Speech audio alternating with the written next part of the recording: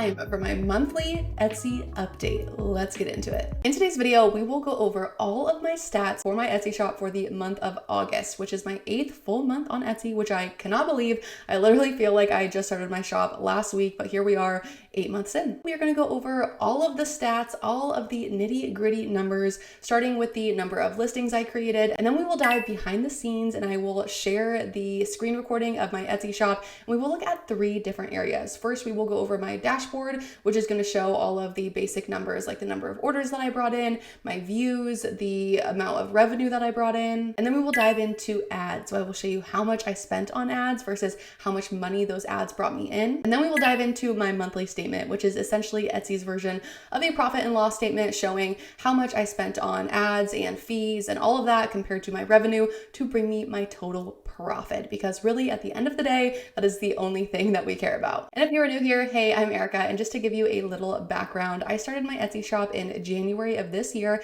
and I sell digital products, so I don't actually hold any physical inventory. I don't have to worry about any kind of shipping logistics, and more specifically, I sell Canva templates in the party stationery category, so think things like invites, banners, signs, really any kind of printable party decor. And one thing that I think is important to know is that I am a mom of a 1.5-year-old, and I really only work when he's sleeping, which averages to be around 2 hours per day. And that is not to say like, oh, this is such an easy side hustle that anyone can do. It's like so low effort. No, I have literally grinded for those 2 hours per day, 7 days per week for the last 8 months. I always like to make it very clear on my channel that while this side hustle is completely doable for literally anyone, it does take consistent effort. Now, if you're interested in seeing my previous monthly update videos, I have months 1 through 6 lumped together all in one video, and then month 7 from last month. And I plan on doing these on a monthly basis now for the foreseeable future. And the last thing that I will say before we dive into the numbers is that I know these kinds of videos can be very motivating or a good way to give you insight to what is realistically possible. But I would be remiss if I failed to mention that these kinds of videos will not get you any closer to your goal. And I know this sounds kind of counterintuitive as the creator of this video to say, but I am all about being real, and I want to provide you actual value and actionable steps to help you reach your goal. So in addition to watching these types of videos, make sure you are also watching videos that are actionable and teach you the how. There are plenty of videos like this here on YouTube, many of which you can find on my channel. Okay, let's go ahead and get into the numbers for my 8th month on Etsy. And before we dive in to the Etsy dashboard, let's first talk about how many listings I created in the month of August. So like I mentioned in my month 7 update, things were really looking like they were starting to plateau. So in month 7, I didn't really have any consistent growth throughout the month. And while I did make more money in month 7 than I did in month 6, there was still no actual growth through month 7. So I knew something had to change, and that thing was going to be my listing quantity. I really needed to ramp up the number of products I was adding to my product library. I ended up creating 80 new listings in August. Yes, 80. And over half of them were created in the first week. I was working, okay? I wanted to see growth, and I set myself a lofty and what felt kind of unrealistic of a goal of reaching 4K in sales in month 8, which really doesn't seem like that much when you relate it to the previous month because it's only $500 more than month 7. Like I was saying, there was kind of a plateau happening in month 7. So I knew that I wasn't going to reach that goal if I didn't do anything different. So I made growth happen, or at least that's what I was hoping. And so my 80 new listings put me at 478 total products in my shop at the end of month 8. Okay, let's go ahead and hop over into my Etsy dashboard. Okay, so here we are inside of my Etsy shop. So I have this set for August 1st through the 31st, so the entire month of August. And my shop brought in 17.1K visits. So as you can see, again, it was pretty consistent throughout the month. There wasn't really a ton of growth going on throughout the month. So, I would really like to see that consistently going up over time. But again, it just seems like another month where things are kind of just the same throughout the month. So the number of orders that I brought in was 696, so almost 700 orders, which is more than the month before. So I'm really happy about that. The most number of orders that I brought in on a single day was 37. So this is like my highest ever. So I am thrilled about this. I think my previous highest before this was like 29 orders. So 37 is like kind of a significant amount more than that. So super happy about that. The lowest number of orders I brought in on a single day was 15, and that happened on 2 days, but I'm averaging kind of like almost around like 20 to 25 orders per day, obviously with some variation around that. But I'm really happy with that. Like, I feel like I've come so far since the beginning when I was just happy to get one order in a day. And then like my goal from there was to just at least bring in one order per day and kind of make my way to daily sales. And now I'm like bringing in like upwards of dozens of sales per day, which is so cool. So really happy about that. My conversion rate was 4.1%, which is higher than the month before. So again, happy with that too. And then the total number of revenue was, drumroll please, did I reach my goal? $4,473.87. So I did reach my goal of $4,000 in revenue. So I was really happy about this. I was really doubting myself, and I'm the kind of person that sets a goal that is probably less than what I can achieve because I just want to reach the goal.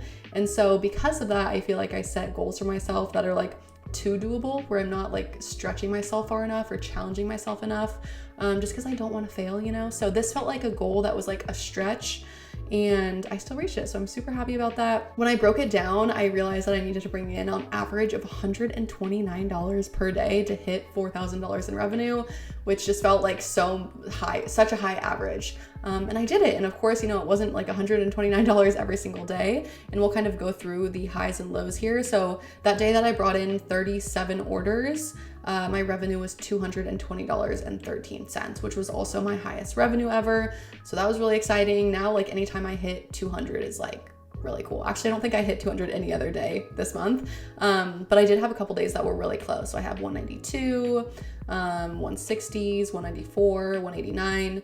My lowest day was $82.65.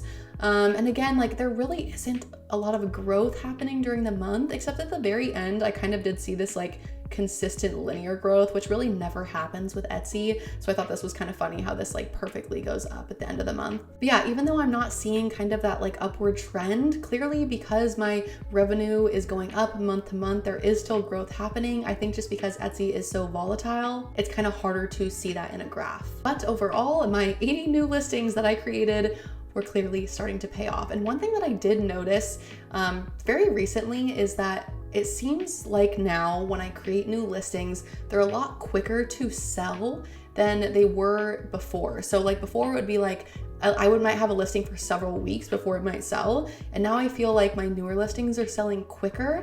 And I don't know if that's just because my designs are getting better, or maybe Etsy just like trusts my shop more, so it's quicker to push them out. It's probably a mix of both, but I think that's like kind of a cool thing to start to see. Okay, so let's go ahead and hop over into my ads dashboard now. So I do run Etsy ads, and I have gotten so many requests on creating a video regarding ads, and it's coming. I promise I will do the video eventually. I just want to make sure I'm well versed enough and I know what I'm talking about before I go giving advice to other people, because ads are very complex and it's not a one size fits all thing. So I'm just trying to have a better handle on that. And also I did kind of experiment on ads this month in my shop, or last month in my shop, with the goal of being able to understand them better, because what I had been doing is I really didn't have very many listings in my ad spend. So out of the 400 plus listings that I had, I was really only advertising like 9 to 10 listings. And so this last month I tried increasing the number of listings in my ad spend. And then I was just keeping a close eye on them. And then I would realize, you know, they weren't really profitable enough in my ad spend to like keep them there. So I would take them out. And so there was a lot of kind of experimentation happening. So I don't think my ads were as, you know, profitable or well performing as they could have been. But let's go ahead and look at the numbers. So you can see, let's see, we'll start, I guess these are my views and my clicks for my ads, which I don't know, I don't think that's that important. But my ads brought in 388 orders, so that's like over half of the orders that I brought in. They brought in $2,722 in revenue. So again, this is like a huge chunk of my revenue. So like I am really someone who, you know, I don't want to say believes in ad spend, because like I said, it's dependent on the person in the shop and the products. But for my shop, it makes sense for me to spend money on ads. And I spent $1,607.61. So as you can see, my ads brought in around $1,100 in profit. And in terms of my ad spend, so It looks like at the beginning of the month, I increased my ad spend to $52. The 2 days before, or the first 2 days of August, I'm pretty sure my ad spend was set to 50, but I think it just didn't spend all of it, or it was set to 52 already and it didn't spend all of it. Which is pretty rare for my shop. Usually all of my ad spend gets spent. And because the way that Etsy ads work is they only charge you per click. So even if you put your ad spend at like $1,000, it might only spend like $20 if it can only get you that many clicks. So it was pretty consistent throughout the month of spending that $52. And then towards the very end of the month, I just had a day where like my ad spend ran out kind of quickly and my ads were doing well. So I increased it to 55 and then I kind of just left it there. So in total, that brings my ad spend to around $1,600 for the month. So looking back at my revenue, you can see kind of in the beginning, I had a lot of like not so great days with my ads. And again, I think it was because I put all of those new listings in my ad spend and they just didn't have that proven organic sales yet. And so they just like weren't performing super well. And I would rather have that ad spend money going towards my well-performing listings that are already doing well in ads. And so that's why I took those out. And so that's why kind of my ad spend looks like it's performing better later in the month because it was. So like these earlier days here where you're seeing I'm having like only $40.98 in revenue, that means I'm losing money on ads because I'm spending $52 and I'm only getting $40.98. So then I'm also paying like Etsy fees on top of that. So I had several days here like $51.92, $52.92, $46.43, where I'm just like not profitable on those days. So I was like, okay, something has to change. And so then I changed it and my ads started performing in a way that I like to see a little bit better. And then so my total ROAS, which is your return on ad spend, which is essentially just a ratio of your spend to your revenue, mine was 1.69. So I would like to see this number a little closer to 2. I don't think I've had a month yet where it has hit 2. And I just want to note that if this were a physical product that I was selling, this would be a pretty awful return on ad spend. But because this is a low cost digital product, that is why my ROAS is what it's called, is lower. And that's why I'm okay with it being lower, because I don't have any type of, like overhead costs in terms of like inventory and shipping and things like that. Really, like any ROAS that is over 1, or I want it to be a little more over 1, just because I want it to cover my Etsy fees and stuff, but anything over 1 is essentially making me profitable. And so if I can just be profitable and then continue to increase my ad spend, theoretically my profit should also continue to increase. Yeah, I just wanted to make that note that like the lower cost products, the lower cost digital products, they're gonna give you a lower ROAS. Like if you're selling a $2 digital product, you're probably not going to be profitable having it in your ad spend unless your conversion rate on it is like crazy high. So yeah, just something I wanted to know. If you are selling super low cost digital products, then you probably aren't gonna have a good return on ad spend. Yeah, I'll get more into that a little bit when I do create my future ads video. If you do have any specific questions about ads, please let me know in the comments below. That way I can address them when I do create that video. Okay, let's go ahead and hop into my profit and loss statement. That's what I call it. Etsy calls it the monthly statement. I don't even know if this is technically a profit and loss statement, but that's what I like to call it. It makes sense to me.